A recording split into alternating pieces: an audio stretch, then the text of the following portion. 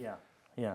So again, because I feel like people might be a little naive to it, because it's like when you don't know what to look for, you don't realize it, and then once you see it, you can't not see it. So like one of the lower quality things that we see is like, they'll have like a nice door, and you just see like the brush marks when they use like a glossy paint on the door. They don't paint the whole door, or like in little hidden spots, it's not really finished right. Caulking, do you guys get into caulking, like trim stuff, or like should I expect a good painter to caulk and stuff? Yeah. A lot of carpenters. So in new construction, maybe a lot of times that you're seeing, that comes up as a question too, like who's responsible for the caulking?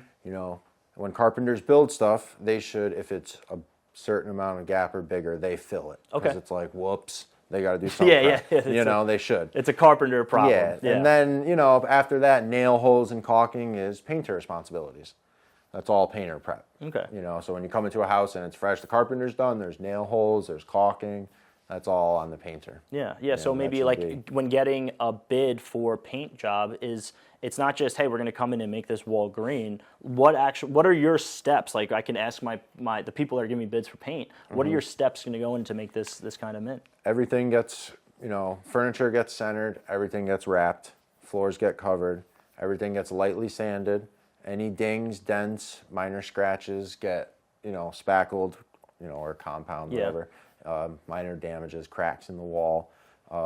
If you're doing the color change, we always put a primer coat, especially if you're going from blue to white, or, you know what I mean? Something with a new red, color. if you want to cover right? a red, or something, you got to prime it twice. Yeah. A lot of times people don't take that into consideration too. The whole coat of paint. Yeah, or if you're going the other way and doing a blue, that's more.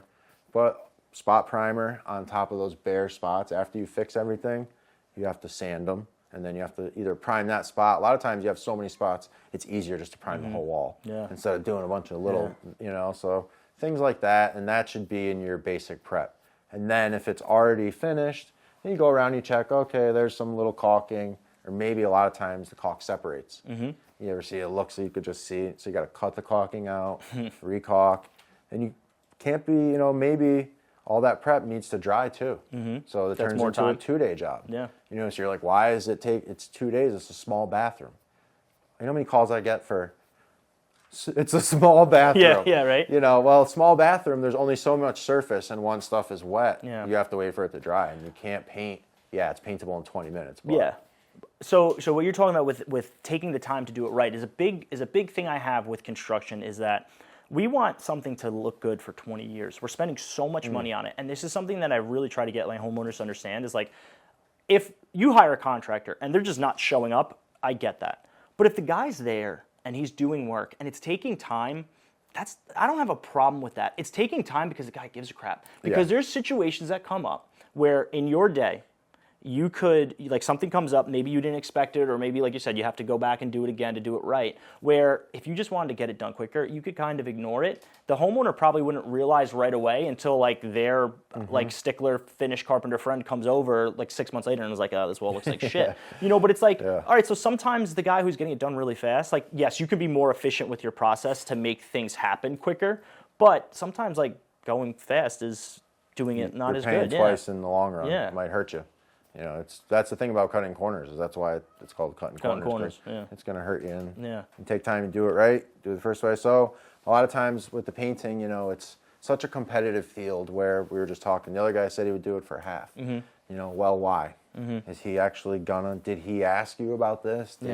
Oh, he didn't mention that. Oh, he didn't. Well, that's where your other half comes into play as a homeowner. And a lot of times, I'll share this too, and after doing estimates for 5 years, I've been in this trade my whole life. So 20 years of dealing with people and sales, and being a salesman and stuff. You learn, so basically it just comes down to, like, that's a decision you have to make as a homeowner. I could tell you my process and explain to you what I'm going to do, and the other guy, it might come out great. That's what I say to people now. I said, it might come out great. It might work out great for you. Or it might not. Most likely it's not. You're really going to have to ignore it. Like, I do a lot of, in my house, I've done a lot of my own stuff because of necessity. And I've gotten to the point now where I've started hiring people to do projects. And that's, like, part of the goals I have in life, is, like, it sounds silly, but it's like, I can't wait to hire Carlson Paint and Paper to mint out a room for me. Because it's like, once you know what you're looking at, like I can go into my kids' bedrooms that I smack together. You know, Steve just painted his future kid's bedroom, and like you spend a lot of time in your kids' bedrooms when you have a little baby, and like it'd be 3 a.m, I'd be looking at the wall and be like, holy crap, I fucking suck at painting. Like this. I did well, such my a house bad too. job. I'm guilty of it too. You know, the cobbler's son goes shoeless, right?